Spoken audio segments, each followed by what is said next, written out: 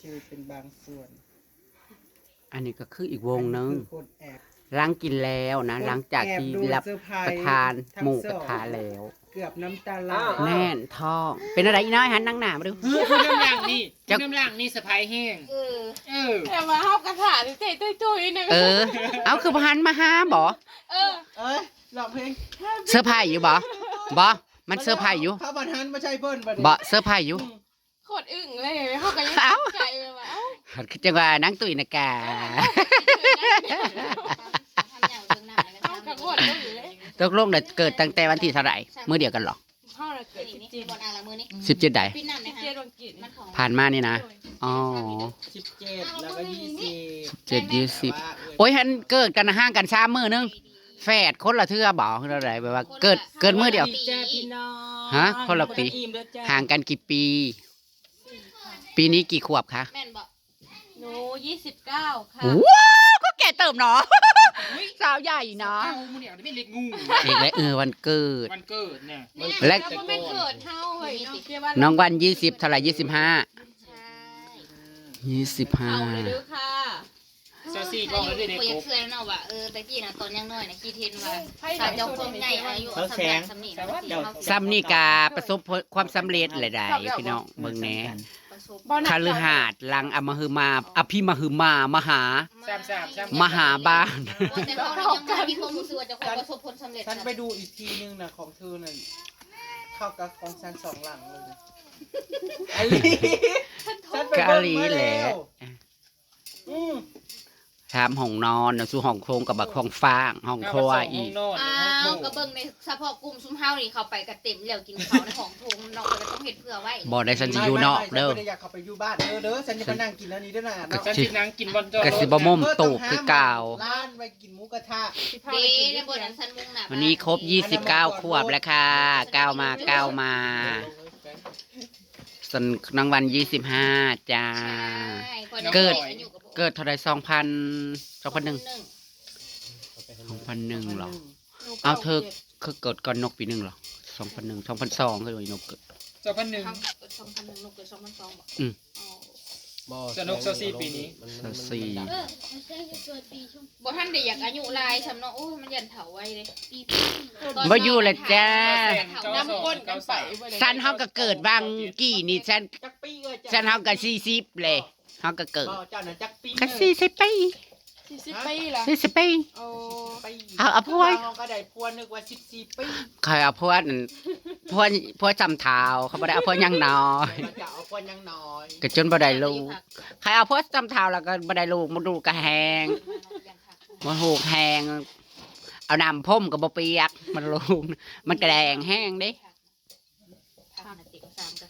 พี่ช้างจังบ่ได้มีพอได้กินผักเนาะ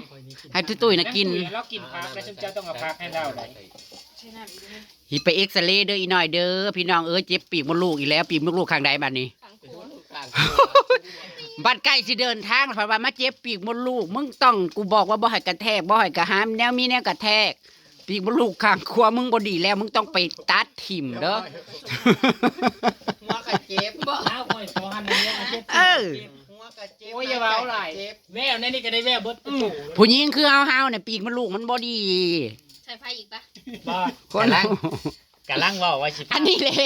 รถล่มตั้งแต่พุ่นกับบ่ไปหาอันนั้นเนาะสู่ กำลังบอกว่าสิพาไปหาผู้บ่าว บ่แม่งปีกมดลูกมันกองมาโฮมกันบ่ บ่ฮู้จะบ่ อังทางใจเนาะเส้นมืออื่นน่ะนั่งไปเอ็กซเรย์อยู่ปากซองซิต้า ปักซองเรากินเนกเวียด มาสิเปิดอยู่คลินิก จะสิไปฝากกันคล้องมือใดน่ะ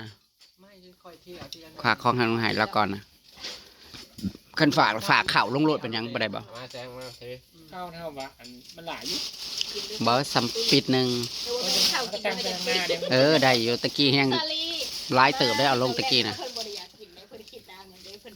หอบคลองน่ะเวลาลงบ้านน่ะโอ้ยทรมานเฮาช่วงหนึงน่ะจะ มัน กับ บ่ค่อยว่ากรรม เป็นบ้าอันคันลงบ่ได้แล้วก็หอบเสื้อผ้าน่ะลงนั่นจะหอบลงไปจักจะหอบลงมาในป่าไปอยู่พุ่น2-3ชุดแล้วกันนั่นนี่เพิ่นนั่นเป็นกระเป๋า เข้าหนังบ่ค่อยหอบลงเลย เมื่อยได้ ให้ เทลงครึ่งนึงหน่อยก่อน เพราะว่าอยู่บ้านนะเอาบริหนุ่งอย่างนี้หนุ่งแบบธรรมดาก็ได้ กินแล้วละกัสิมารุ่นหวยสะก่อนจ้าจังได้ก็ขอบใจเอื้อยเด้อที่เลี้ยงหมูกระทะทีมงานแล้วก็เลี้ยงวันเกิด เงินหลายๆเด้อ เดี๋ยวอยู่ดีมีแห้งสุขภาพแข็งแรง ความสุขความเจริญเด้อ สาธุ ทีมงานน้องๆมาตลอด โอ้ยอิ่มได้เปล่าลีลอสันน่ะ ยิ้มแห้งเหมือน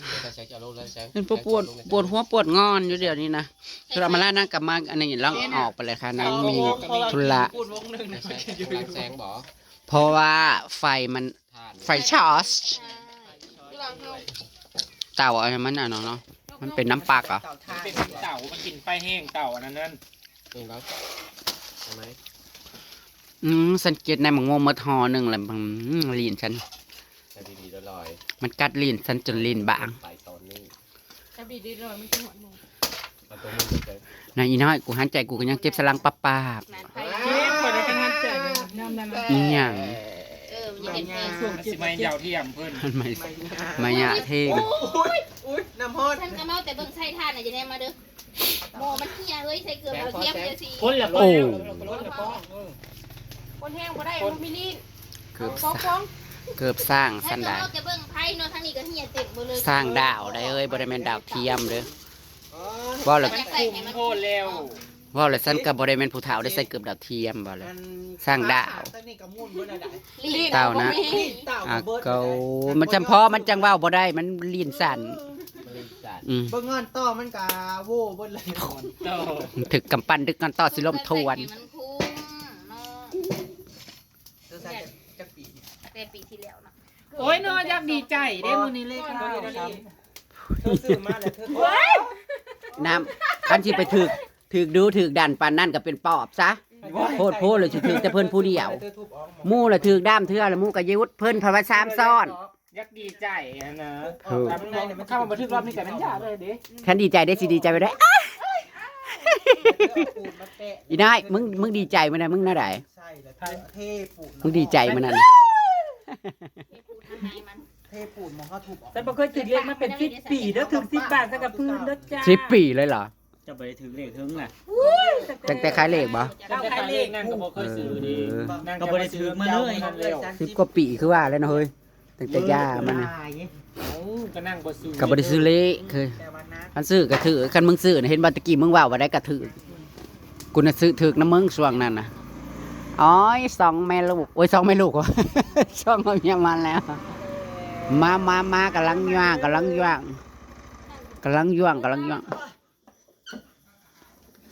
เซิงจ้าเซิงฮะ ไปเอาหมอทุกคนแล้ว หมอตัวพ่น ปักไฟ เอา มากิน คือน้ำซะ เอาเบียร์มาลิ้น เอาโอ้เอาเบียร์มาเลยเบียร์ในหันนั่นเอามาแล้วยกมาแล้ว จะเป็น ย่าง ในตูบนะโอ้ จะเป็นอย่าง สะแหลเมาเลยลงไปพูดเลยกินข้าวขึ้นมาแล้วขับรถกับเงานอนมาแล้วนอน ไฟตกบ่อ บ่แม่นอยากเต็มอันนั้นผมบ่เบียร์น่ะบ่แม่นอยากเป็นแก๊สผมโอ้ยกินไปกินแดดเนาะสู้โอ้ยปวดเสียนเดบันมือเอ้ย ไปหลังอันนี้ก็ ใครเต็มบ่ทันได้อาบน้ำเมื่อแล้วก็อาบน้ำนอน เจ้าใส่เกือบประมาณอยู่ อากาศร้อนน่ะขี้ข้านอาบน้ำมันเป็นอะไรบ่ ใกล้ๆกัน มันร้อนบัดหนาวๆผัดขึ้นจังว่าบ่ได้เฮ็ดทานบันไดเพราะว่าอาบแล้วก็ร้อนน่ะเด้ เด้เบิ่งเด้อ ยังติดดากนะ เฮานี่ แต่ไปตีจักจันมาเมื่อวานก็ยังบ่ ได้จักโต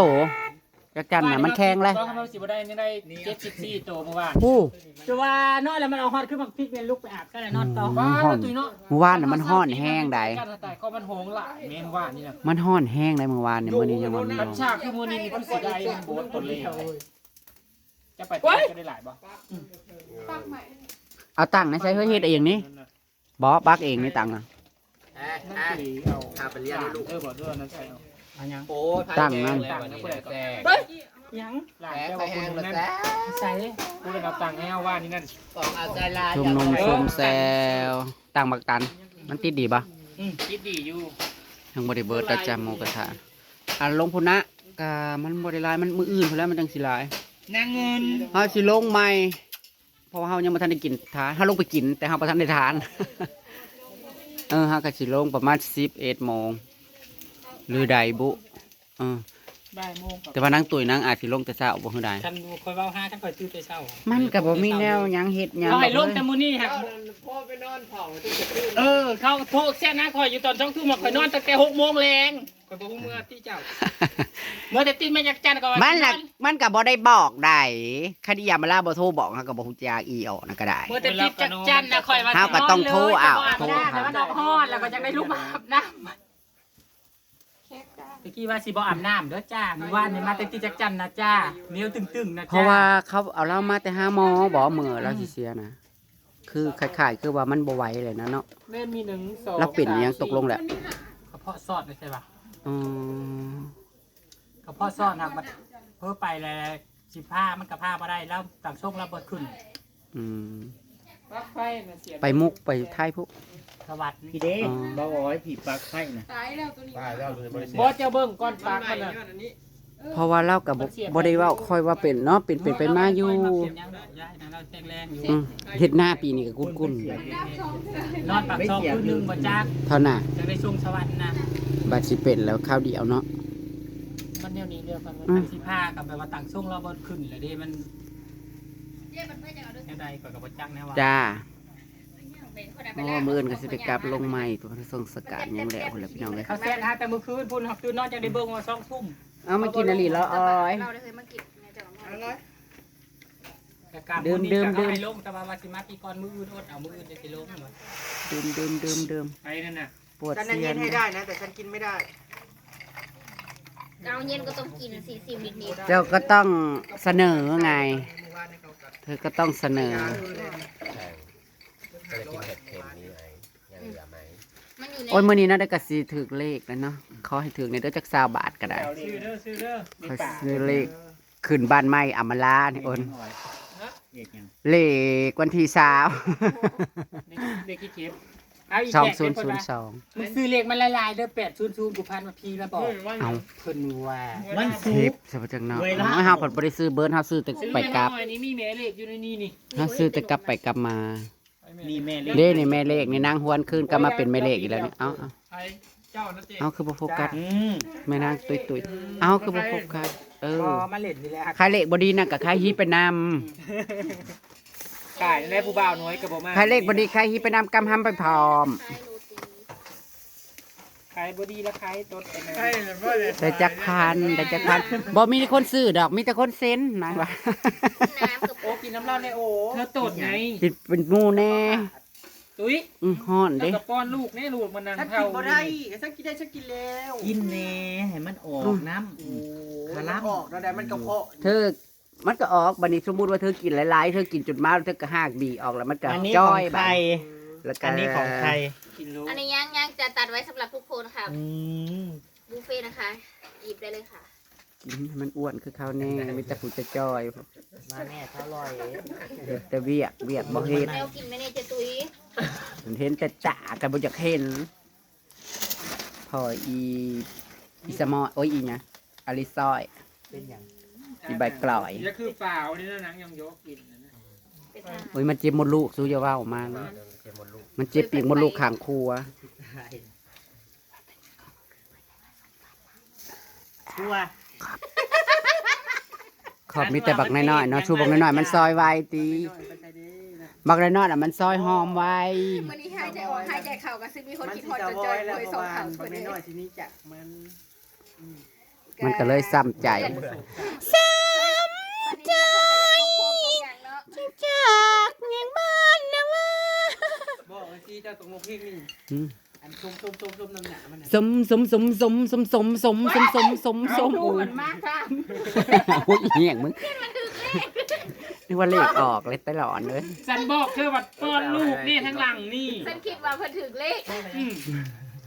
มันยังมีอีกอยู่ ทั้ นะ งกันเดียวว่าน้ำเอาปากมาทา ถ้าถามมันรุ่นเลขแล้วพี่น้องไอ้ยได้สิเป็นผู้โชคดีนะคะมื้อนี้สิมีบอ